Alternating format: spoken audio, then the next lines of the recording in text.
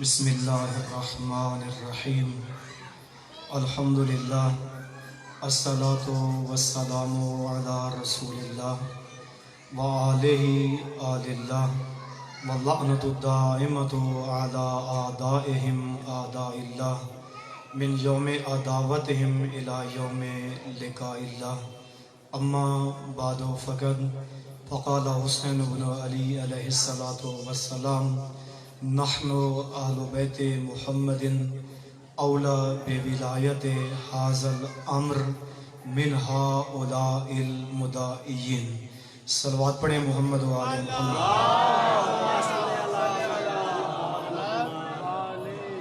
دعا ہے کہ خداوند متعال آپ تمام عزاداروں کا ہمیں عزاداری پر چل کر آنا خالق اپنی بارگاہ میں قبول فرمائے۔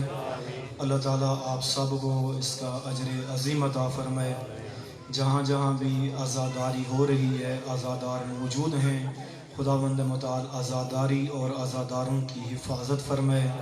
دشمنان تشیع، دشمنان اسلام کو خداوند متعال نیست و نابود فرمائے۔ ولی برحق امام زمانہ اجل اللہ فرج و تمام دلی کے لیے آپ سب اپنی سلامتی کے لیے مل کر بآواز بلند صلوات پڑھیں۔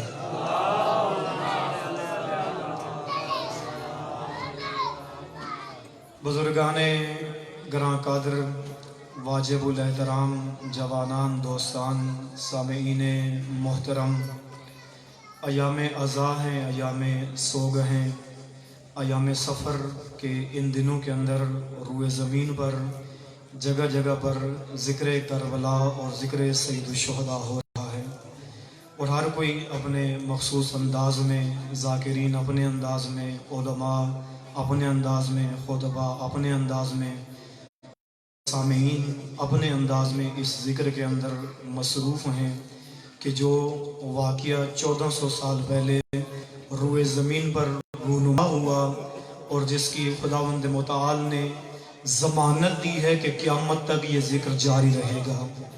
اس کو روکنے والے مٹ جائیں گے لیکن یہ ذکر کبھی مٹ نہیں سکے گا، کبھی رک نہیں سکے گا، اور اس ذکر نے جاری رہنا ہے جو 1400 سال پہلے روئے زمین پر کربلا کا واقعہ رونما ہوا۔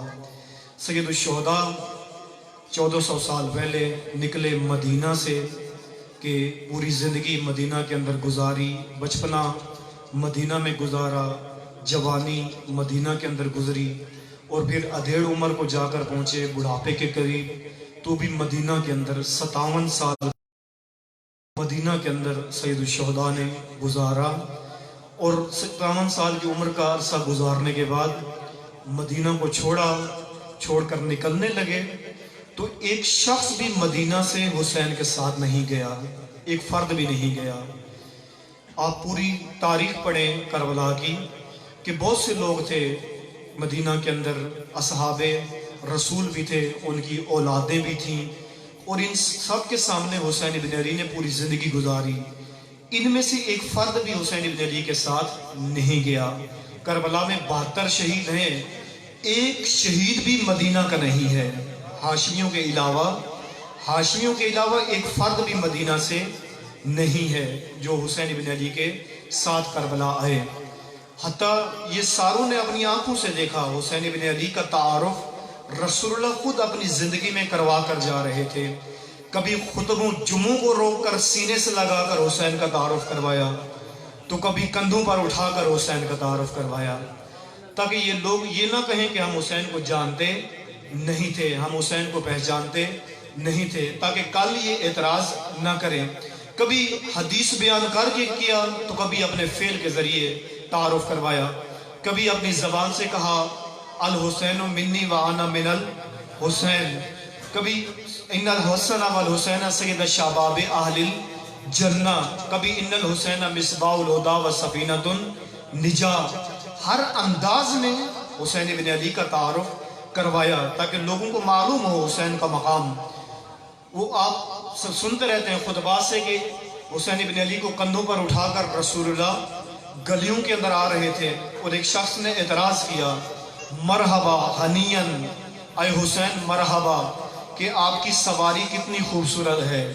رسول اللہ نے فرمایا اے عبد خدا، تو نے انصاف نہیں کیا، تو یہ کیوں نہیں کہتا کہ یہ سوار کتنا خوبصورت ہے، تاکہ معلوم ہو کہ مقام حسین کیا ہے، منزلت حسین کیا ہے، تاکہ کل حسین دعوت دے تو اعتراض نہ کریں کہ ہم حسین کو جانتے نہیں تھے، پہچانتے نہیں تھے۔ سید الشہداء مدینہ سے نکلے، یہ سارے لوگ جانتے ہیں حسین کو، پہچانتے ہیں، پتہ ہے حسین ابن علی کا۔ جب نکلنے لگے ایک فرد بھی حسین کے ساتھ مدینہ سے نہیں آیا۔ دعوت دی، کہا لوگوں اٹھو، اب یہاں پر کھڑے ہو کر بیٹھ کر نمازیں پڑھنے کا وقت نہیں ہے بلکہ نمازیں بچانے کا وقت ہے۔ اب یہاں پر بیٹھنے کا وقت نہیں ہے بلکہ اللہ کے دین کو بچانے کا وقت ہے۔ لیکن نہیں آیا کوئی، ساتھ نہیں نکلا۔ جب مدینہ سے نکلے اور راستے میں آئے، راستے میں ایک شخص ملا حسین ابن علی کو، جس کا نام ہے عبداللہ متی۔ تاریخ کے اندر اس کا نام موجود ہے۔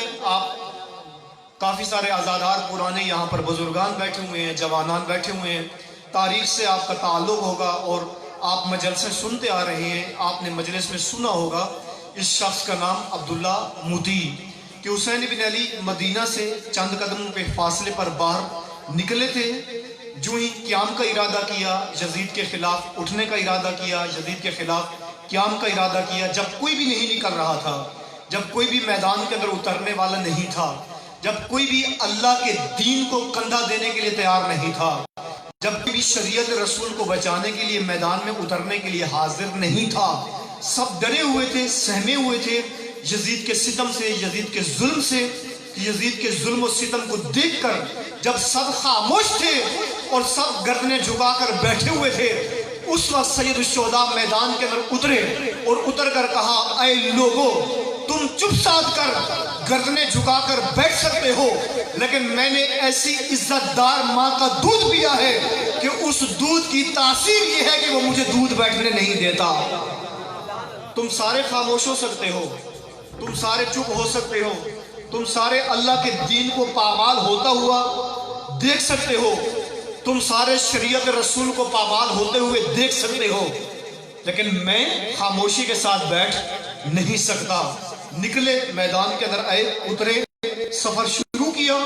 راستے میں ایک شخص ملا جس کا نام ہے عبداللہ متی۔ یہ شخص عرب کا امیر تھا، زمیندار تھا، سرمایہ دار تھا، اس کی زمینیں تھی، جائیدادیں تھیں، جاگیردار تھا، اس کے پاس بہت زیادہ سرمایہ تھا، ملا تھا، بڑا تھا عرب کا۔ عربوں کے بڑوں کے اندر اس کا نام تھا، جو سرمایہ دار عرب کے تھے ان کے اندر عبداللہ کا بھی نام تھا۔ یہ شخص راستے میں حسین ابن علی کو ملا، حسین ابن علی اور اس کا دونوں کا آمنا سامنا ہوا، تو یہ شخص کہنے لگا اے مولا، اے حسین ابن علی، آپ کہاں جا رہے ہیں؟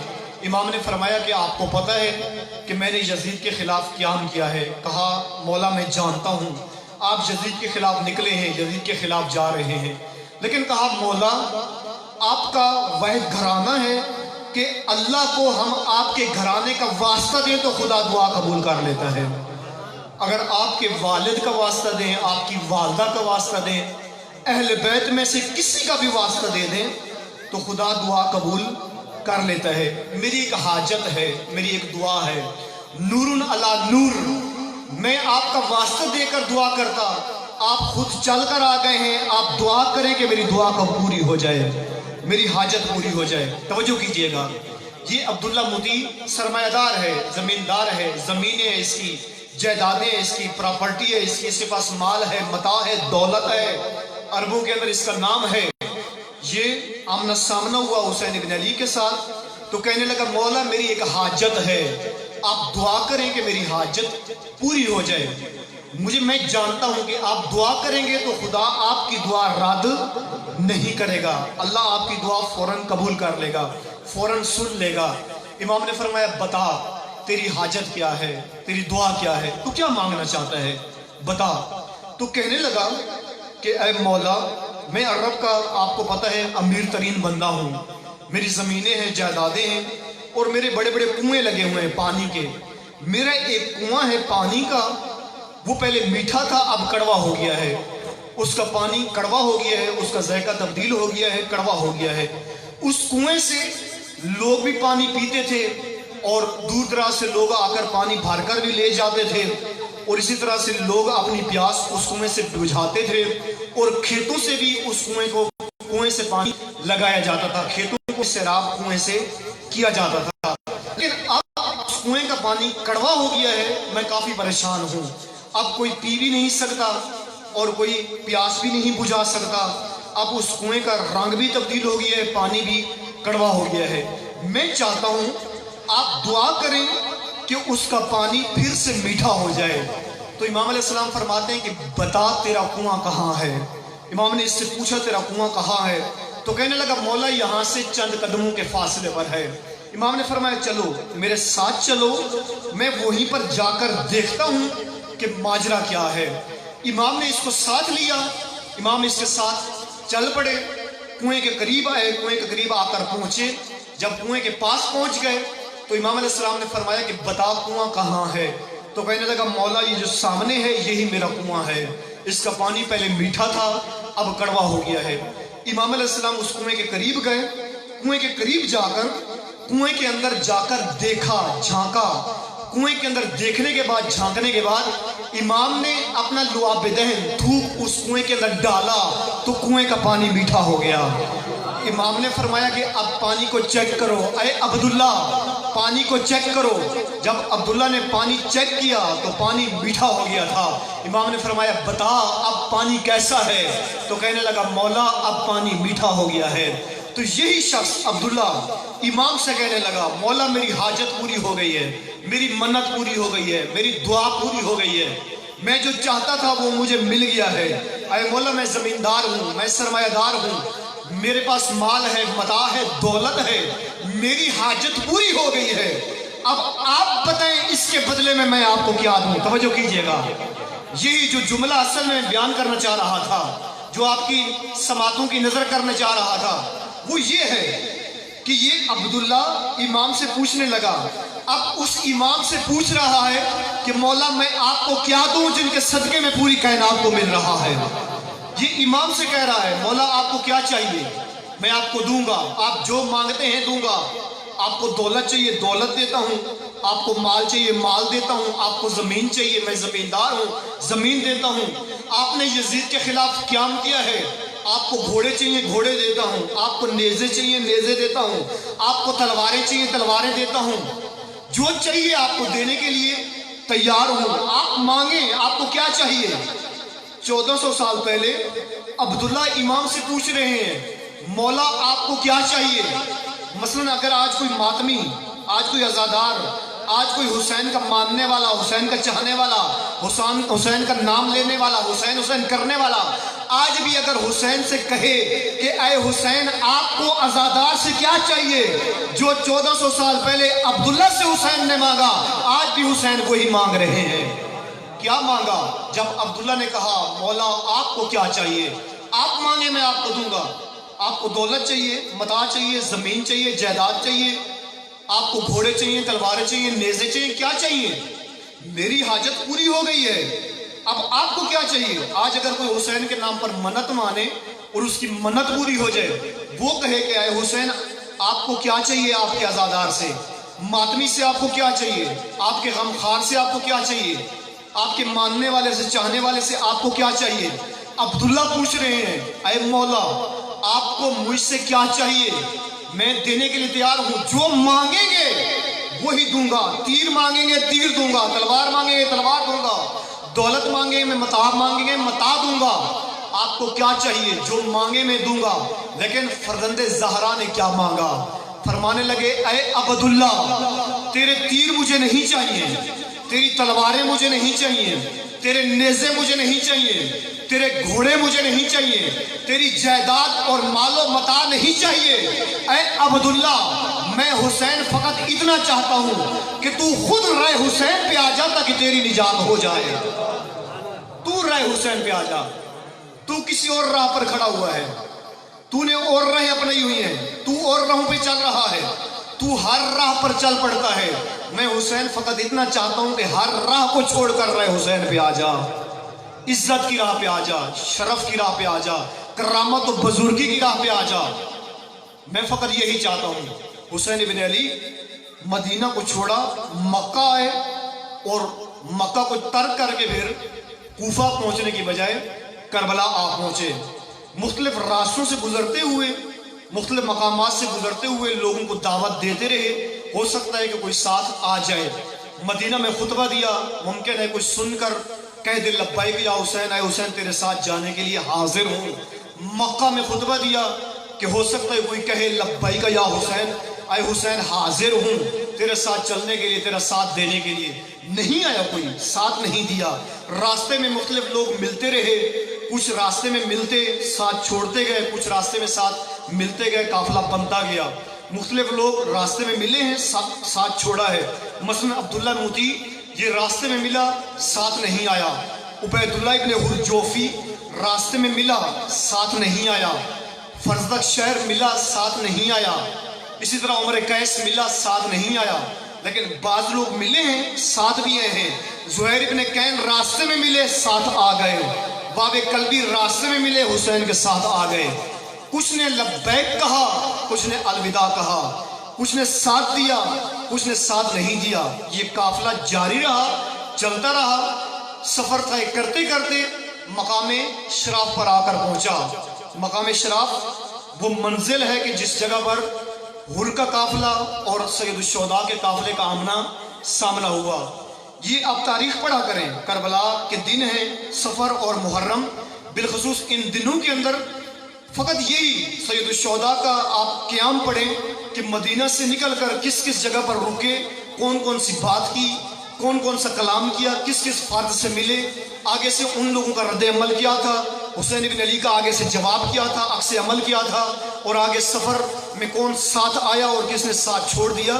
یہ ضرور پڑھیں، ضرور سمجھیں، تاکہ آج میں کس جگہ کھڑا ہوں اور مجھے کہاں ہونا چاہیے، یہ بھی آج انسان اپنا فریضہ معین کر لے کہ مقام شراف جس جگہ پر حسین کا قافلہ اور حر کا قافلہ دونوں اکٹھے ہوئے ہیں، دونوں ملے ہیں۔ مقام شراف پر صبح کے وقت حسین ابن علی جا کر پہنچے، فجر کا وقت تھا، فجر کے وقت حسین ابن علی جا کر پہنچے چند ساتھیوں کے ساتھ، اور امام نے فرمایا کہ یہیں پر خیمے لگا دو، ہم نے یہیں پر کچھ دیر کے لیے آرام کرنا ہے، مقام شراف پر ہی۔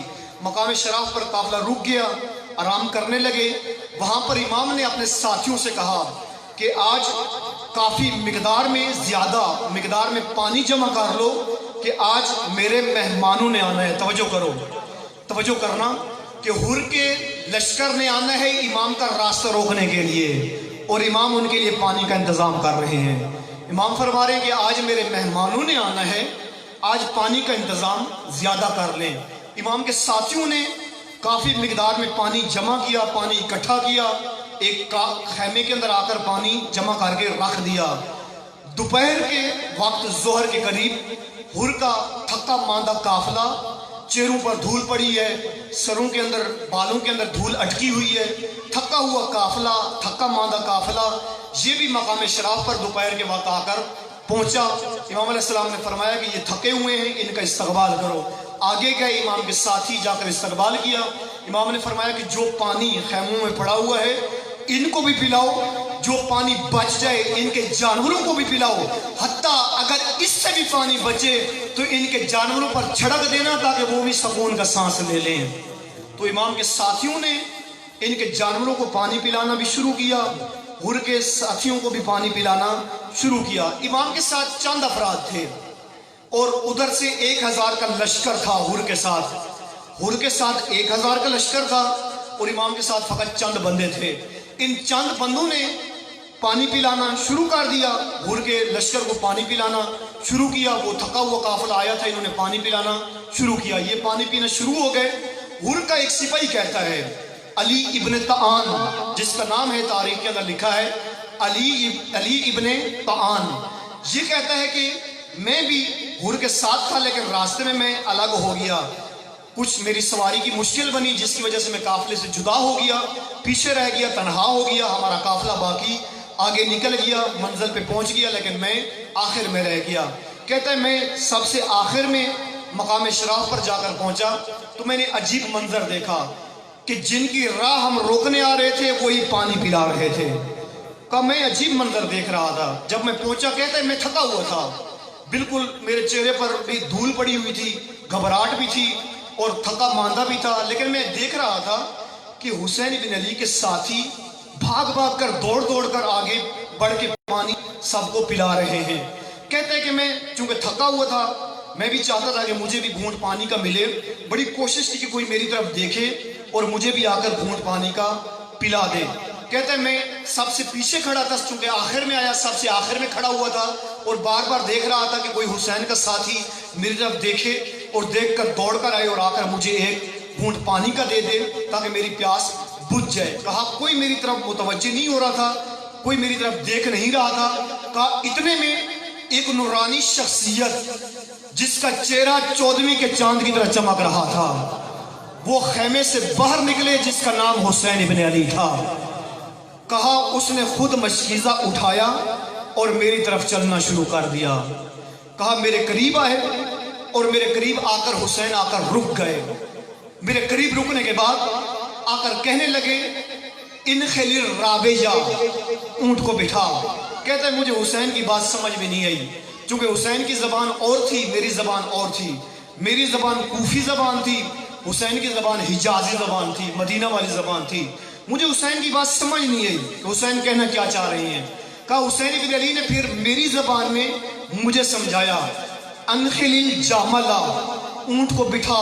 کہا مجھے سمجھ آ گئی، میں نے اونٹ کو بٹھا دیا۔ میں اونٹ کو بٹھا کر ایک سائڈ پر کھڑا ہو گیا۔ کہا پھر مجھے حسین بن علی نے کہا انخس السقا، یہ لو پانی پیو۔ کہا پھر مجھے سمجھ نہیں آئی کہ حسین کہنا کیا چاہ رہے ہیں، حسین کی مراد کیا ہے۔ کہا مجھے حسین کی بات سمجھ نہیں آئی۔ میں پھر حسین کے منہ کی طرف دیکھنا شروع ہو گیا۔ کہا حسین بن علی کو پتہ چل گیا کہ مجھے بات سمجھ نہیں آئی۔ کہا پھر کیا ہوا؟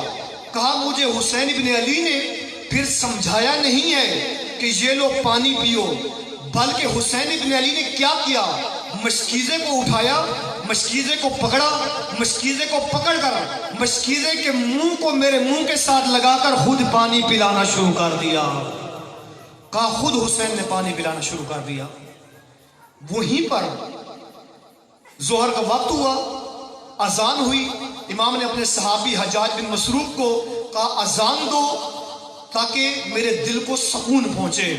جس چیز کا وقت ہوتا تھا وہ ہر چیز امام وقت پر ادا کرتے تھے۔ جب مدینہ سے نکلے جہاں اذان کا وقت ہوتا اذان ہوتی، نماز کا وقت ہوتا نماز ہوتی، قیام کا وقت ہوتا قیام ہوتا۔ امام نے کہا حجاج اذان دو، اذان ہوئی، جماعت ہوئی۔ جماعت کے بعد امام حر کے لشکر کے سامنے آ کر کھڑے ہو گئے۔ سامنے ایسے لشکر بیٹھا ہوا تھا حر کا، 1000 پر مشتمل لشکر حر کا۔ حر کا اپنا تعلق بھی کوفہ سے تھا اور جو 1000 بندہ آیا ہوا تھا ان سب کا تعلق بھی کوفہ سے ہی تھا، ایک بندہ بھی کوفہ سے باہر کا نہیں تھا۔ حر خود بھی کوفی تھا، لشکر بھی کوفہ سے تعلق رکھنے والا تھا۔ امام ان کے سامنے آ کر کھڑے ہوئے اور امام نے ان کو سامنے آ کر کھڑے ہو کر خطاب کرنا شروع کیا۔ کہا اے لوگو کیا تم نے مجھے خط نہیں لکھے تھے؟ تو کہنے لگے کہ مولا ہم نے آپ کو خط نہیں لکھے، ہمیں تو نہیں معلوم، ہمیں یاد نہیں ہے، ہمیں پتہ نہیں ہے۔ انکار کر دیا۔ جب انکار کیا ہمیں معلوم نہیں ہے، امام نے اپنے ایک صحابی کو جس کا نام ہے عقبہ بن سمعان، امام نے فرمایا اے عقبہ جاؤ وہ خطوط لے کر آؤ جو اہل کوفہ نے مجھے خط لکھے ہیں۔ عقبہ گئے، 2 تھیلے خطوط کے لے کر آئے۔ امام نے وہ 2 تھیلے کھولے، خطوط ڈال دیے، خطوط اٹھا کر کہا اے فلاں ابن فلاں کیا یہ تیرا نام نہیں لکھا ہوا؟ اے فلاں ابن فلاں کیا یہ تیرے دستخط نہیں ہیں؟ اے فلاں ابن فلاں کیا یہ تو نے نہیں کہا کہ حسین جلدی آ جاؤ، ہم تیری نصرت کرنے کے لیے تیار ہیں، ہم تیری ولایت کے لیے تیار ہیں؟ کیا تم نے نہیں لکھا کہ ہم تیری ولایت کے لیے آمادہ ہیں، ہم یزید کی ولایت قبول نہیں کرتے، یزید کی حاکمیت، یزید کی سرپرستی قبول نہیں کرتے، ہم آپ کی حاکمیت چاہتے ہیں، آپ کی سرپرستی چاہتے ہیں، آپ کی ولایت چاہتے ہیں، کیا آپ نے نہیں لکھا؟ تو سب نے گردنیں جھکا لی۔ جب سب نے گردنیں جھکائیں اس وقت امام نے ان کو خطاب کیا، جو میں نے آتے ہی آپ کے سامنے وہ خطبے کے 2 جملے آپ کے سامنے تلاوت فرمانے کا شرف حاصل کیا کہ امام نے ان کو فرمایا ایھا الناس، اے لوگو، یہ امام کا خطبہ ہے، مقام شراف پر آپ جا کر خود پڑھیں ابھی مجلس کے بعد جا کر یا کسی اور فرصت میں کہ مقام شراف پر امام نے ان کوفیوں کو خطاب کیا جنہوں نے حسین کو لکھا تھا الاجل الاجل جبن زہرا، اے جبن زہرا جلدی ہیں، ہم آپ کی نصرت کے لیے تیار ہیں، آپ کی ولایت کے لیے تیار ہیں، آپ کی امامت کے لیے تیار ہیں، آپ کی سرپرستی حاکمیت قبول کرنے کے لیے تیار ہیں۔ لیکن جب حسین آئے رنگ بدل گئے۔ ان کو امام نے خطاب کیا ایھا الناس، اے لوگو، اولا بولایت ھذا الامر من ہؤلاء المدعین۔ پہلے اپنا تعارف کروایا کہ اے لوگو نحنو اہل بیت محمد، کہ ہم اہل بیت محمد ہیں، اولا بولایت ھذا الامر من ہؤلاء المدعین۔ کہا اے لوگو، دنیا کے اندر ولایت کے دعوے دار تو بہت ہیں، لیکن امت کی ولایت اللہ نے جن کو عطا کی ہے وہ فقط ہم اہل بیت ہیں۔ دعوے دار بہت ہیں دنیا کے اندر، ولایت کے دعوے دار بہت ہیں، لوگوں کی سرپرستی کے، لوگوں کی حاکمیت کے، لوگوں کی ولایت کے، لوگوں کے اوپر حکومت کرنے کے، لوگوں کی زمان سنبھالنے کے۔ کہا دنیا کے اندر دعوے دار بڑے ہیں، یزید بھی دعوے دار ہے، ابن زیاد بھی دعوے دار ہے، عمر سعد بھی دعوے دار ہے۔ کہا دعوے دار بہت ہیں، لیکن اللہ نے جن کو لوگوں کی ولایت عطا کی ہے وہ فقط اولاد رسول ہیں۔ اولاد رسول کے علاوہ اللہ نے کسی کو ولایت عطا نہیں کی۔ اللہ نے ان کو ولی بنایا ہے، اللہ نے ان کو ولایت عطا کی ہے۔ تم کیا سمجھ بیٹھے ہو ولایت کو؟ تم نے کیا ولایت کا معنی لیا ہے؟ تم نے کیا ولایت کا مفہوم سمجھا ہے؟ کہا ادھر سے لکھتے ہو کیا ہے حسین تیری ولایت کے لیے تیار ہیں، ادھر سے مجھے چھوڑ کر یزید کے ساتھ کھڑے ہوئے ہو۔ اگر ولایت کو سمجھے ہوتے ہیں تو تم حسین کے ساتھ کھڑے ہوتے، تم یزید کے ساتھ نہ کھڑے ہوتے۔ تم نے ولایت کو سمجھا ہی نہیں ہے، ولایت کے معنی و مفہوم کو ہی نہیں سمجھا۔ وہ کون سی ولایت جو تم نے فقط معنی تبدیل کر دیا؟ ولایت کا معنی مثلا آج بھی فقط اتنا کیا جاتا ہے، ولایت کا معنی دوستی، ولایت کا معنی محبت۔ وہ ایک حد تک معنی ہے یہ، چونکہ ولی عربی زبان کا لفظ ہے، ولایت عربی زبان کا لفظ ہے، اس میں بڑے معنی ہوتے ہیں، بہت سے معنی ہوتے ہیں۔ لیکن جہاں علی کی ولایت کی بات ہو رہی ہے، جہاں اولاد علی کی ولایت کی بات ہو رہی ہے، جہاں اولاد رسول کی ولایت کی بات ہو رہی ہے، جہاں رسول اللہ کی ولایت کی بات ہو رہی ہے، وہ کون سی ولایت ہے؟ وہ دوستی اور محبت کی ولایت کی حد تک نہیں ہے۔ اگر دوستی اور محبت کی حد تک ولایت ہوتی تو رسول اللہ گرمی کے اندر اتنا بڑا اہتمام نہ کر دے، یہ نہ کہتے کہ جو حاجی آگے چلے گئے ہیں ان کو پیچھے بلا کے لے آؤ، جو پیچھے ہیں ان کا انتظار کرو، اور اسی تب تک صحرا کے اندر ممبر بناؤ، پلانوں کا ممبر بنا کر ممبر پر جا کر پھر لوگوں سے یہ عہد لینا، اے لوگو کیا میں تمہاری جانوں پہ حق نہیں رکھتا؟ کیا میں تمہارے مال پہ حق نہیں رکھتا؟ کیا میں تمہاری اولاد پہ حق نہیں رکھتا؟ یہ عہد و پیمان لینا یہ دوستی کا اعلان کرنے کے لیے نہیں ہے، یہ محبت کا اعلان کرنے کے لیے نہیں ہے، یہ کس لیے ہے کہ رسول اللہ کا لوگوں کو اکٹھا کر کے یہ اقرار لینا کہ اے لوگو کیا تمہاری جانوں پہ حق رکھتا ہوں؟ کہا بلا یا رسول اللہ، آپ ہماری جانوں پہ حق رکھتے ہیں، آپ کہیں تو گردنیں کٹوا دیں گے، آپ کہیں تو خون کا آخری قطرہ تک بہا دیں گے، آپ کہیں تو ہم اپنی اولادیں فدا کر دیں گے۔ یا رسول اللہ ہماری اولادیں آپ پر فدا، ہمارے ماں باپ آپ پر فدا، ہم خود آپ پر قربان۔ جب رسول نے یہ اقرار لے لیا کہ تمہاری اولاد پر بھی میرا حق ہے، تمہارے اموال پر بھی میرا حق ہے، تمہاری جانوں پر بھی میرا حق ہے، اقرار لینے کے بعد کہا کہ پھر سنو میں کس ولایت کا اعلان کرنے جا رہا ہوں۔ کہا ولایت سے مراد یہی ولایت ہے کہ جس طرح تمہاری جان، اولاد، مال، ہر چیز کا اختیار میرے پاس ہے، اسی طرح تمہاری جان، اولاد اور مال کا اختیار میرے بھائی علی کے پاس ہے۔ پھر جب وہ تمہیں حکم دیں تو گرمی اور سردی کا بہانہ نہیں بنانا۔ وہ تمہاری اولاد پہ حق رکھتے ہیں، تمہاری جان پہ حق رکھتے ہیں، جس چیز کا وہ تمہیں حکم دیں۔ ان کی ولایت میں آنے سے مراد کیا ہے؟ ان کی ولایت فقط دو لفظ نہیں ہیں، ان کی ولایت فقط محبت و دوستی کا معنی کرنے کی حد تک ولایت محدود نہیں ہے۔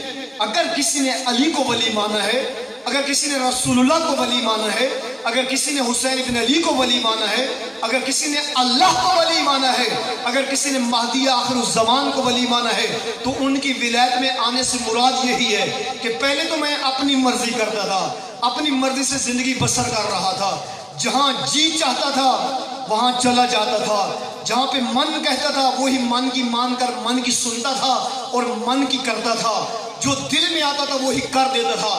لیکن جس دل سے علی کو ولی مانا ہے، اب علی کی ولایت میں آنے سے مراد یہی ہے کہ اب اس 5 فٹ اور 6 انچ کے بدن کے اوپر میری مرضی نہیں چلے گی بلکہ علی کی مرضی چلے گی۔ جو علی کہیں گے وہی کروں گا، جس سے علی روکیں گے وہی سے رک جاؤں گا۔ میری زبان پہ علی کی حکومت، میرے دل پہ علی کی حکومت، میری نگاہوں پہ علی کی حکومت، میرے قدم و بدن پہ علی کی حکومت، میرے ماحول و معاشرے پہ علی کی حکومت، علی کی سرپرستی، علی کی ولایت۔ امام فرما رہے کیا ہو گیا ہے تمہیں؟ کیا ولایت تم نے سمجھی ہے؟ تم کس ولایت کو سمجھ بیٹھے ہو کہ تم نے ولایت کا معنی ہی کہا نہیں سمجھا؟ کیا ہو گیا ہے تمہیں؟ اولا بولایت حاضل امر من ہؤلاء المدعین، کہا دنیا میں دعوے دار بہت ہیں ولایت کے، لیکن اللہ نے جن کو امامت عطا کی ہے، ولایت عطا کی ہے، لوگوں کی رہبری عطا کی ہے، کہا وہ فقط ہم اہل بیت ہیں، اہل بیت کے سوا کوئی اور نہیں ہے۔ پوری دنیا آج امیر المومنین کے قصیدے پڑھتی ہے، علی کے قصیدے پڑھتی ہے، اولاد علی کے قصیدے پڑھتی ہے، لیکن خدا شاہد ہے کائنات کے اندر ایسے افراد گزرے ہیں جنہوں نے اپنی زندگیوں پر علی کی ولایت کو نافذ کیا۔ علی نے خود ان کے قصیدے پڑھے ہیں، خود امیر المومنین نے ان کے قصیدے پڑھے ہیں۔ جب اپنی زندگی پہ علی کی ولایت کو نافذ کیا، اپنے وجود پہ علی کی ولایت کو نافذ کیا، خود امیر المومنین اپنی زبان سے ان کے قصیدے پڑھا کرتے تھے۔ مالک اشتر کے بارے میں امیر المومنین فرماتے ہیں کہ باقی لوگ بک جائیں گے، مجھے چھوڑ دیں گے، میدان کے اندر جا کر کسی چیز کے لالچ میں آ کر بک سکتے ہیں، علی کو تنہا کر سکتے ہیں، علی کو چھوڑ سکتے ہیں، متاع کے لالچ میں، دولت کے لالچ میں، مال کے لالچ میں، کسی بھی چیز کے لالچ میں آ کر علی کو چھوڑ سکتے ہیں۔ کہا مالک اشتر میرا وہ بہادر کمانڈر ہے کہ پہاڑ بھی اپنی جگہ سے حرکت کر سکتا ہے، لیکن مالک اشتر کے ایمان کے اندر ذرا برابر فرق نہیں آ سکتا۔ کہا یہ میرا ایسا بہادر کمانڈر ہے، ایسا بہادر سپاہی ہے۔ قصیدے پڑھے امیر المومنین نے اپنے صحابیوں کے کہ جنہوں نے اپنے وجود پہ واقع ولایت علی کو نافذ کیا۔ کہ ہمارے یاسر کے بارے میں خود امیر المومنین فرماتے تھے کہ یہ ہمارے یاسر حق کے لیے وہ کام کرتا ہے میرے لیے کہ جب سب کی زبانیں چپ ہوتی ہیں، گنگ ہوتی ہیں، کوئی بھی علی کی ولایت کی بات کرنے کے لیے تیار نہیں ہوتا، کوئی بھی امامت کی بات کرنے کے لیے تیار نہیں ہوتا، کوئی بھی دین بیان کرنے کے لیے آمادہ نہیں ہوتا، اللہ کا دین کھلم کھلا حق صاف شفاف پہنچانے کے لیے جب کوئی تیار نہیں ہوتا، لوگ ڈرتے ہیں، لوگ سہمے ہوئے ہوں، ڈرے ہوئے ہوں، اور کوئی حق پر زبان کھولنے کے لیے تیار نہ ہو، حق بیان کرنے کے لیے تیار نہ ہو۔ کہا کہ ہمارے یاسر میرا وہ بہادر شیعہ ہے کہ مالک اشتر کی تلوار بھی اتنا کام نہیں کرتی جتنا حق کے لیے ہمارے یاسر کی زبان کام کرتی ہے۔ قصیدے پڑھے امیر المومنین نے اپنے شیعوں کے۔ وہ آج جب بھی عمل کی بات ہے، ہم عمل میں واقعاً ایسے ہے، علی کی منزلت کو کوئی پا ہی نہیں سکتا، علی کے مقام تک کوئی پہنچ ہی نہیں سکتا، کوئی بیان ہی نہیں کر سکتا، کیونکہ ہیں ہی ایسے کہ ان کی منزلت و مقام ہمارے ادراک سے باہر ہے، کوئی درک کر ہی نہیں سکتا، نہ بیان کر سکتا ہے، نہ ان کی شجاعت، نہ ان کا علم، کوئی چیز، نہ ان کی ہیبت، کچھ بھی بیان کرنے کی یہ زبانیں قاصر ہیں، بیان نہیں کر سکتی۔ لیکن ہم دیکھیں جب بھی جنت کی بات آتی ہے، جنت کے لیے فوراً ہم کہتے ہیں کہ جہاں علی وہاں ہم، جب عمل کی بات ہو تو کہتے ہیں کہاں علی کہاں ہم۔ وہ ایسے ہی ہے، جس وقت بھی جنت کی بات ہو ویسے ہی جتھاں علی تے اتھاں آساں، وہ جیڑا مقام علی کو اللہ عطا کیتا جنت ہی سے میں بھی وہ گرنا ہے، ہمیں جو کچھ تھی مجھے جتھاں علی تے اتھاں آساں تے آکھا مجھے ٹھیک ہے ذرا علی تے نقش قدم تے بھی چلو تو بات ہے کتھاں علی تے کتھاں آساں۔ ہاں اگر علی کے نقش قدم پر نہیں چل سکتے تو یہ دروازہ بند نہیں ہے، علی کے چاہنے والوں کے نقش قدم پہ چل سکتا ہے انسان، ان کی پیروی تو کر سکتا ہے۔ علی نے خود ان کے قصیدے پڑھے ہیں۔ مصر میں تمار کو آپ دیکھ لیں، میں ان کرداروں کو داد لینے کے لیے نہیں پڑھ رہا، ان کرداروں کو اس لیے بیان کر رہا ہوں تاکہ ان کرداروں کو بیان کر کے ہم اپنے وجود میں یہ کردار نافذ کریں۔ مصر میں تمار کو دیکھیں، یہی مصر میں تمار کوئی بڑا نہیں ہے، علاقے کا وڈیرا نہیں ہے، زمیندار نہیں ہے، سرمایہ دار نہیں ہے، ذاکر صاحب معذرت ممبر لیٹ ملا ہے مجھے، میں اپنے ٹائم میں کور کروں گا انشاءاللہ، آپ کا ٹائم نہیں لوں گا، جو میرا وقت ہے میں اسی کے اندر ہی کور کروں گا کہ کسی بڑے کا پاس نہیں آتے، کسی وڈیرے کے پاس نہیں آتے، کسی زمیندار کے پاس، کسی لینڈ لارڈ کے پاس، کسی آج کے اصطلاح میں کہوں کہ کسی ایم پی ایم این اے کے پاس نہیں آتے، کسی صدر وزیر اعظم کے پاس نہیں آتے، ایک عام انسان جو چوراہے پر کھڑے ہو کر کھجوروں کی ریڑھی لگا رہے علی خود اس کے پاس چل کر آتے ہیں، کسی اور کے پاس نہیں جاتے۔ ایسا کردار بنایا ہے، ایسا کردار پیش کیا ہے، ولایت علی کو اپنے وجود پہ ایسا نافذ کیا ہے کہ خود امیر المومنین چل کر آتے ہیں، فرماتے ہیں اے میسم جاؤ جا کر اپنا کام کرو، ابو طالب کا بیٹا آپ کی کھجوریں بیچتا ہے۔ اور اسی میسم تمار کو کہا اے میسم یہ جو آج میں کھجور کا تنہ لگا رہا ہوں ایک دن یہ بڑا ہوگا، میری محبت کی وجہ سے، مجھے ولی کہنے کی وجہ سے، مجھے اپنا امام ماننے کی وجہ سے، سرپرست رہبر اور رہنما پیشوا اور حاکم تسلیم کرنے کی وجہ سے آپ کو سولی پر لٹکا دیا جائے گا۔ تو مسکرا کر کہنے لگے مولا وہ دن کب آئے گا؟ موت کا نام سنا اور مسکرانے لگے کہ دن کب آئے گا؟ آپ کو ولی ماننے کی وجہ سے اور آپ کی ولایت کی وجہ سے، آپ کو سرپرست ماننے کی وجہ سے، آپ کو حاکم ماننے کی وجہ سے، مولا اس سے بڑی سعادت کیا ہو سکتی ہے؟ خود جاتے ہیں، جا کر پانی لگاتے ہیں، زمین پر جوں جوں درخت بڑھتا ہے تو میسم کے دل کے اندر علی کی محبت بڑھتی ہے۔ زمین پر درخت بڑھ رہا ہے، میسم کے دل کے اندر علی کی محبت کا درخت بڑھ رہا ہے۔ اور وہ دن آ گیا جس دن کا انتظار تھا کہ میسم تمار گلی کے اندر آ رہے ہیں، کوچے کے اندر چلتے ہوئے تنہا اکیلے آ رہے ہیں اور لبوں پہ جاری ہے اشہد اللہ الہ الا اللہ واشہد ان محمد رسول اللہ واشہد ان علی ولی اللہ۔ اے لوگوں میں گواہی دیتا ہوں کہ اللہ کے سوا کوئی خدا نہیں ہے، خدا کا کوئی شریک نہیں ہے، خدا کے ساتھ کسی کو شریک ٹھہرا ہی نہیں سکتے، خدا وحدہ لا شریک ہے، خدا یکتا ہے، خدا تنہا ہے، خدا واحد ہے، خدا احد ہے۔ میں گواہی دیتا ہوں محمد اللہ کے رسول ہیں، اور میں گواہی دیتا ہوں کہ علی اللہ کی جانب سے امت کے ولی ہیں۔ یہی کہنا تھا کہ میسم کو گرفتار کر دیا، کہا میسم باقی باتیں کرتے رہو لیکن اب یہ دوبارہ بات نہیں کرنی۔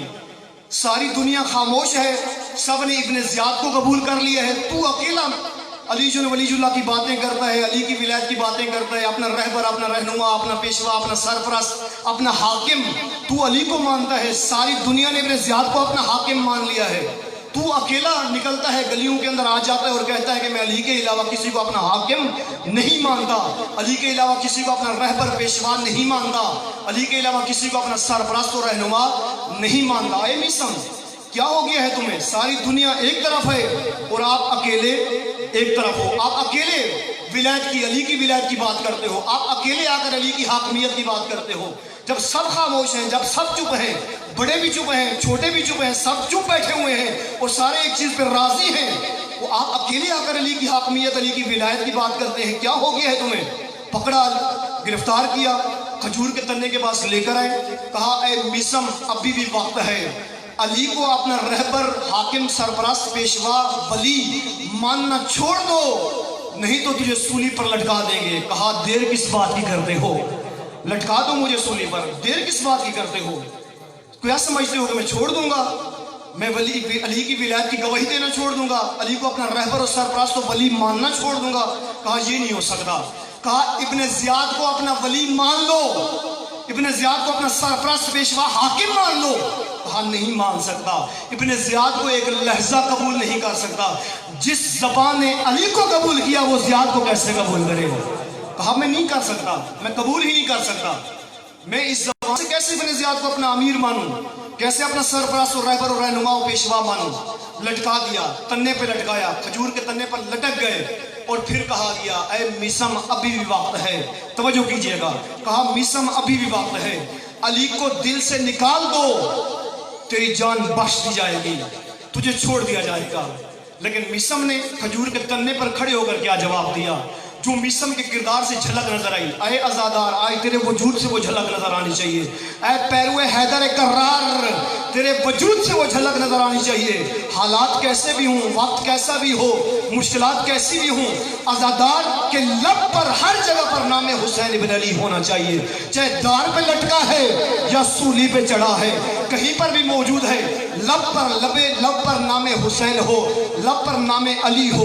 लटक गए मिस्र में तमारदार पर। आज अज़ादारी को महदूद करने की कोशिशें की जा रही, जुलूसों को महदूद करने की कोशिश की जा रही, अज़ादारी के खिलाफ साजिशें करने की कोशिश की जा रही हैं। लेकिन ये अज़ादार बता रहे हैं कि जब तक एक अज़ादार इस रूए ज़मीन पर मौजूद है, कोई यज़ीद आकर अज़ादारी को रोक नहीं सकता, कोई यज़ीद आकर इस अज़ा को मिटा नहीं सकता। मिस्र में तमार के किरदार से क्या झलक रहा था जब कहा, ऐ मिस्र अली को दिल से निकाल दो नहीं तो जबान काट दी जाएगी। कहा, लोगों मुझे कहते हो कि मैं अली को दिल से निकाल दूं, तो फिर सुनो, मिस्र का भी एक जवाब है। वो कौन सा जवाब है? मिस्र ने अपने किरदार से फकत एक जवाब दिया। कहा, मुझे कहते हो कि दिल से अली को निकाल दूं, तो मेरा जवाब ये है कि मेरे बदन से मेरे दिल को निकाल सकते हो, लेकिन मेरे दिल से अली को नहीं निकाल सकते।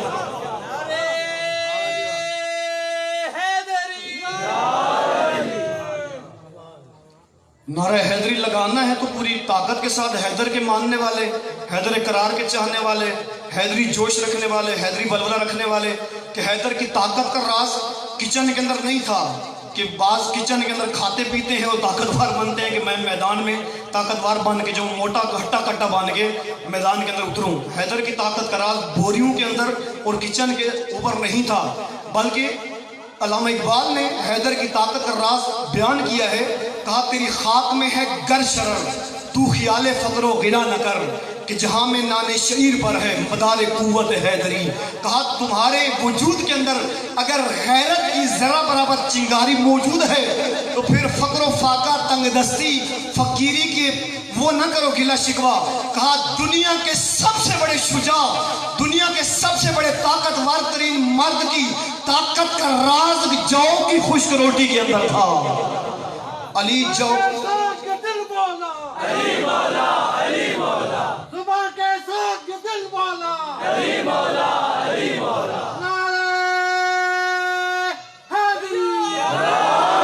शायर ने कितना खूबसूरत कहा, कज़ा भी कांप जाती है अली के एक नारे से, कज़ा भी कांप जाती है अली के एक नारे से। मुसीबत में पैरोकारों के मुकद्दर जीत जाते हैं। तुम्हें यह है गलत फहमी कि तुम हमको मिटा दोगे, हमारे यहाँ तो लाखों से 72 जीत जाते हैं। नारे हैदरी पहचान है हमारी, हमारे मसलक की, हमारे मकतब की, तशय्युअ की पहचान, शिया मकतब की पहचान।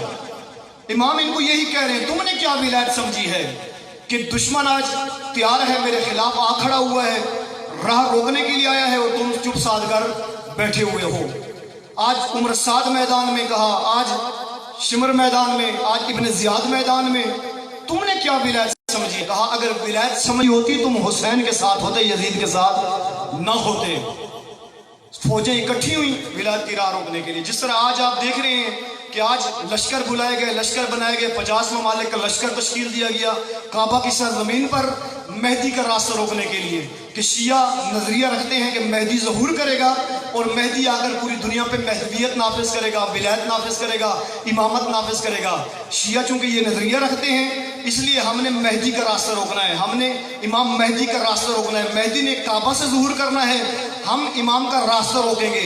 आज 50 ममालिक का लश्कर बनाए हैं काबा की सरजमीन पर मेहदी का रास्ता रोकने के लिए, लेकिन अल्लाह का वादा है कि तुम 50 ममालिक का लश्कर फकत ना बनाओ मेहदी की राह रोकने के लिए, तुम 50 ममालिक का लश्कर बनाओ या पूरी दुनिया मिलकर 256 ममालिक मिलकर भी ये महदवियत का रास्ता रोकने के लिए, विलायत का रास्ता रोकने के लिए, इमामत का रास्ता रोकने के लिए अगर लश्कर बने मेहदी की राह रोकने के लिए, तो खुदा फरमा रहा है, मेरा वादा है कि जिस काबा की सरजमीन पर आपने लश्कर बनाया है कि हम महदी की राह रोकेंगे, इसी काबा से फरजंदे काबा ज़हूर करेगा और पूरी दुनिया पर विलायत नाफिज करेगा, पूरी दुनिया पर महदवियत नाफिज करेगा, पूरी दुनिया पे इमामत नाफिज करेगा।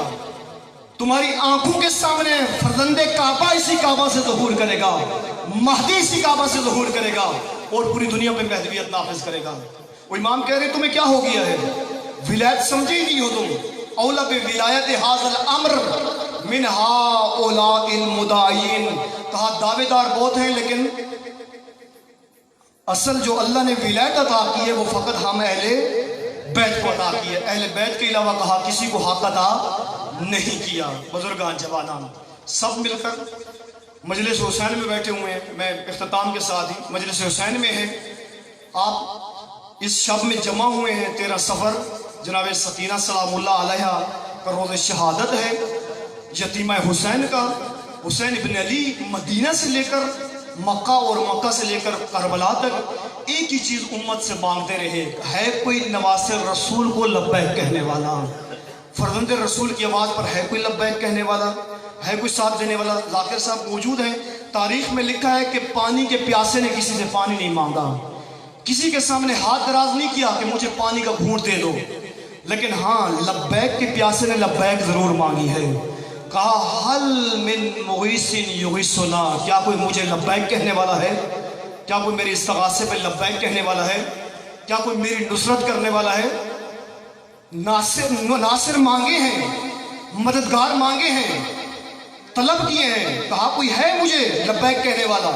कहा हज पे जाते हैं लोग, जाकर क्या कहते हैं, लब्बैक अल्लाहुम्मा लब्बैक, आय अल्लाह मैं आ गया हूँ, अपने इलाके को छोड़कर आया हूँ, अपने दोस्तों को छोड़कर आया हूँ, रिश्तेदारों को छोड़कर आया हूँ, हर चीज़ से ताल्लुक़ काट कर आ गया हूँ।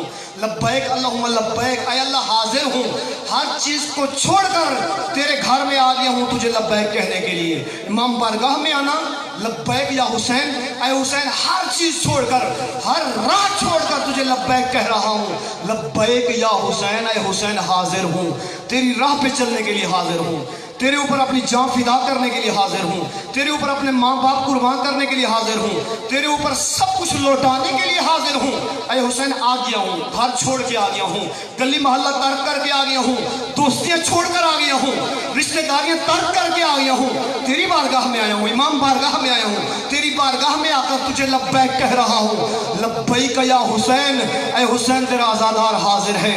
अगर कल नहीं था आज आज़ादार हाजिर है, आज इस अज़ा को रुकने नहीं देगा, आज इस राह को मिटने नहीं देगा, आज लब्बैक कहकर इस राह को जारी रखेगा, आज परचम उठाकर इस परचम को सर बुलंद रखेगा, हमेशा सर फराज रखेगा, सर बुलंद रखेगा, कभी झुकने नहीं देगा। बुजुर्गवारान जवानान सब मिलकर लब्बैक के प्यासे ने लब्बैक मांगी। एक बुजुर्ग ने करबला में इमाम को लब्बैक कहा, जिसकी कमर सीधी नहीं हो सकती थी, 2 पट्टियां मंगवाई, एक पट्टी कमर के साथ बांधी ताकि हुसैन को जवान नजर आऊं, एक पट्टी पेशानी पर बांधी ताकि गरीब मौला को भी देख लूं और दुश्मन को भी देख लूं। पट्टी बांधकर मैदान में हाजिर हुए, लब्बैक या हुसैन कहकर मैदान के अंदर उतरे। बच्चों ने हुसैन को लब्बैक कहा, जवानों ने हुसैन को लब्बैक कहा, सब मिलकर अज़ादार बुजुर्गवार जवानान अजीजान शर्माना नहीं है। लब्बैक कहते हुए ये किसी खतीब की दाद देने के लिए नहीं है, किसी खतीब की हौसला अफजाई के लिए लब्बैक नहीं है, बल्कि ये उस प्यासे की प्यास का जवाब है जो सहराए करबला में बैठकर कह रहा था, है कोई मेरी आवाज़ पे लब्बैक कहने वाला। जब प्यासे ने लब्बैक मांगी तो बीबी बकिया छोड़कर आ गई, जख्मी पहलू पे हाथ रखा, कहा बेटा इतना गरीब है कोई लब्बैक कहने वाला नहीं है। जब हुसैन लब्बैक मांग रहे थे 70 कदम पर खड़े होकर बहन देख रही थी, कहा मेरे भैया को कोई लब्बैक कहने वाला नहीं है। आज आप सब हज़ादार बैठे हुए हैं। जब हुसैन ने लब्बैक मांगी सामने बेटों के लाशे पड़े हुए थे, जब हुसैन ने लब्बैक मांगी सामने अकबर का लाशा था जिसके सीने पे फल बरसी का लगा और बार बार कह रहे थे है कोई मेरी नुसरत करने वाला, है कोई मेरी मदद करने वाला। जब हुसैन ने लब्बैक मांगी भाई के कटे हुए बाजू सामने पड़े हुए थे, खुदा आपके भाइयों को सलामत रखे। जब हुसैन ने लब्बैक मांगी तो बहनों की चादरों की फिक्र थी, खुदा आपकी महू बहनों के पर्दे सलामत रखे। सब मिलकर बुलंद आवाज के साथ उस प्यासे की प्यास का जवाब दें। وہ 3 दिन کا प्यासा गला था, वो खुश गला था, जिसके गले से निदा निकली 1400 साल बाद आज भी हर ज़हन का दरवाज़ा खटखटा रही है कोई फर्जंद ज़हरा की आवाज़ पे लब्बैक कहने वाला, है कोई गरीब की आवाज़ पे लब्बैक कहने वाला। सब आज़ादारान मिलकर, जवानान मिलकर इस तरह से लब्बैक या हुसैन कहो कि उस प्यासे की प्यास बुझ जाए।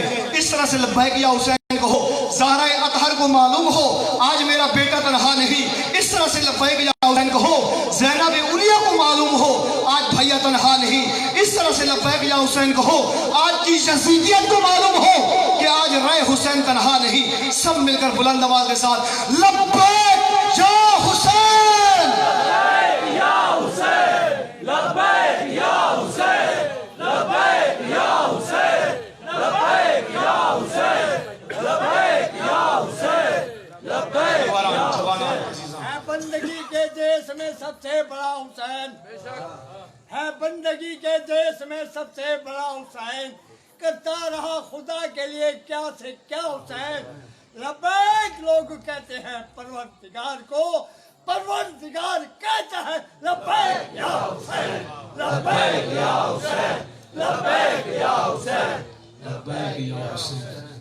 सैयद शुहदा ने फ़कत उम्मत से लब्बैक मांगी, कुछ भी नहीं मांगा और कहा कुछ नहीं चाहिए, मालूम मता तुम्हारी कुछ भी नहीं चाहिए, है कोई मुझे लब्बैक कहने वाला। लेकिन उम्मत ने क्या सलूक किया। गरीब करबला ने लब्बैक मांगी, जिसके हाथ में गरम रेत आती उठा के गरीब के जख्मों पे चढ़ा, जिसके हाथ में तीर आता, जिसके हाथ में तलवार आती, जिसके हाथ में नेज़ा आता। शब आशूर के बाद एक ऐसी निदा बुलंद हुई, असर आशूर के बाद एक ऐसी निदा बुलंद हुई कि अर्श भी हिल गया। वो निदा कौन सी थी? वो निदा यही थी, लूटो तबर्रुकात, अलियो बतूल को कैदी बना के ले चलो आहले रसूल को। इस निदा का बुलंद होना था कि ख़याम हुसैनी में कोहराम बपा हुआ। शाम की बदमाश फौजें ख़याम हुसैनी के अंदर दाखिल हुई और आकर चादरें लूटना शुरू की, खैमे जलाना शुरू किए कि 4 साला यतीमा हुसैन सकीना बिंतुल हुसैन कभी खैमे में इधर दौड़ती है, कभी उधर दौड़ती है। हालत क्या थी? अजीब थी कि एक लईन आगे बढ़ा और लईन ने आगे बढ़कर बालियां लूटना चाहिए, फकत बालियां कानों से उतारी नहीं है, बल्कि इस तरीके से बालियों को छीना कि कान के गोश्त के लोथड़े बालियों के साथ आए। और बीबी कह रही थी वाह बाबा, वाह हुसैना। वो बीबी इतनी सहमी हुई थी, इतनी डरी हुई थी कि नेज़े के साथ चादर को उतारा गया और यतीमा हुसैन के सर पे इतना शफकत भरा हाथ रखा गया कि जब मुस्लिम की बेटियां यतीम हुई तो इमाम हुसैन ने मुस्लिम की बेटियों को बुलाया, अपने जानों पे बिठाया और फिर शफकत भरा हाथ सर पे फेरना शुरू किया। लेकिन मैं कुर्बान जाऊं यतीम हुसैन पर। जब सकीना बिंतुल हुसैन यतीम हुई, कोई शफकत का हाथ सर पे रखने वाला नहीं था, बल्कि बीबी कह रही थी बाबा आपकी बेटी के रुखसारे गवाह है, आपकी बेटी के रुखसारे गवाह है जो इन जालिमों ने जुल्म किया है। इतना जुल्म किया, इतनी डरी हुई थी बीबी, इतनी सहमी हुई थी कि एक कोने में जाकर बैठ गई, एक कोने के अंदर जाकर बैठी। जनाब ज़ैनब उलिया करीब आई तो बीबी क्या फरमाती है, जब कदमों की आहट सुनी तो बीबी फरमाने लगी ऐ आने वाले खबरदार मेरे करीब नहीं आना, मैं सैयद ज़ादी हूँ, मैं रसूल ज़ादी हूँ, मैं ज़हरा ज़ादी हूँ, मुझे हाथ नहीं लगाना और मेरे करीब नहीं आना। ऐ आने वाले खबरदार मुझे हाथ नहीं लगाना, मैं सैयद ज़ादी हूँ। लेकिन जनाब ज़ैनब उलिया करीब आती हैं और आकर फरमाने लगी हैं ऐ बेटा सकीना जरा सर उठा देख, कोई और नहीं है आपकी फूफी है। कहा फूफी जान मैं कैसे सर उठाऊं, मैं कैसे देखूं ऊपर, मैं सर नहीं उठा सकती, मेरी हालत सर उठाने वाली नहीं है। कहा ऐ बेटा जरा एक दफा सर तो उठा, मेरी तरफ निगाह तो कर। सर उठाकर क्या देखा, ज़ैनब उलिया के सर पे चादर नहीं है, बाल खुले हैं। और बीबी कह रही है वाह सा। और सकीना बिन्तुल हुसैन पूछती है, ऐ अब्बा जान, ऐ पुप्पी जान, क्या अल्लाह इन्होंने आपकी चादर भी लूट ली है? क्या आपका कपड़ा भी नहीं रहने दिया? मैं एक जुमला कहूँगा शाम के दरबार का, कि शाम के दरबार के अंदर सकीना बिन्तुल हुसैन पर क्या गुजरी। शाम के दरबार में जब पहुँचे, अगर तारीख में ये ना लिखा हुआ होता तो मैं जुमला ना पढ़ता। तारीख में लिखा है, जब शाम के दरबार में पहुँचे तो शाम के दरबार की हालत क्या थी। शाम के दरबार में यजीद शराब पी रहा था, शराब के नशे में मस्त था और छड़ी उठाकर बार बार लबे हुसैन की गुस्ताखी कर रहा था, बार बार बेअदबी कर रहा था। क्या हुआ? ये यजीद पूछने लगा, मैंने सुना था कि हुसैन की एक बहना करबला में थी, क्या वो मारी गई है या असीर होकर आ गई है? इसका यही पूछना था कि एक लाइन की नजस उंगली उठी, नजस उंगली उठाकर कहा, ऐ यजीद, वो जिसने बुढ़िया का सहारा लिया है यही हुसैन की बहना ज़ैनब है। वो इसका यही कहना था।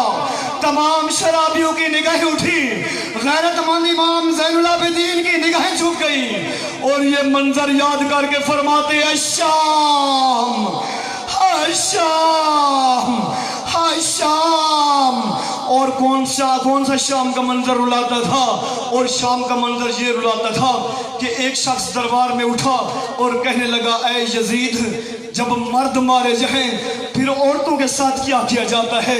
कहा, औरतों को कनीज बना लिया जाता है। अगर तारीख में ना होता जुमला ना पढ़ता। कहता है, तो औरतों के साथ क्या किया जाता है?